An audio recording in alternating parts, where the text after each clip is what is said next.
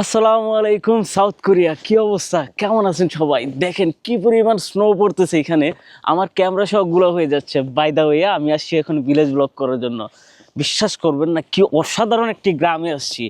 এখানে এসে একে তো আমি ঠান্ডায় জমে যাচ্ছি, বাট এর চেয়ে মজার বিষয় হলো যে এখানকার স্নো বরফ সব কিছু মিলে ছোট বাচ্চা হয়ে গেছি। মাঝে মাঝে মন চাচ্ছে বরফ নিয়ে খেলার জন্য। বাট এর চেয়ে মজার বিষয় কি জানেন, যে এখানকার ভিলেজ ব্লগ, আমি যেহেতু আসছি ভিলেজ ব্লগ করতে, তাই দেরি না করে আমি আমার শুট শুরু করে দিছি। কিন্তু এই ঘরটা দেখেন তো, জাস্ট ওয়াও না?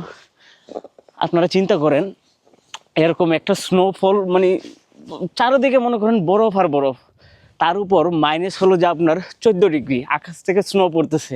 সাথে যদি আমি আমার একজন সাবস্ক্রাইবার, একজন ফলোয়ারকে নিয়ে এখানে কফি পার্টি দিই, কেমন হবে বিষয়টা?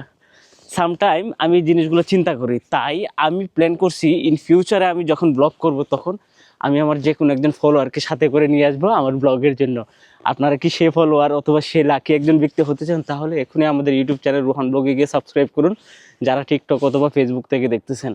বিকজ সামনে কিন্তু আমি সোলো ট্যুরের সাথে সাথে চেষ্টা করব মাঝে মাঝে ডুয়েল, মানে আরও একজনকে নেওয়ার জন্য। সেটা হবে কে?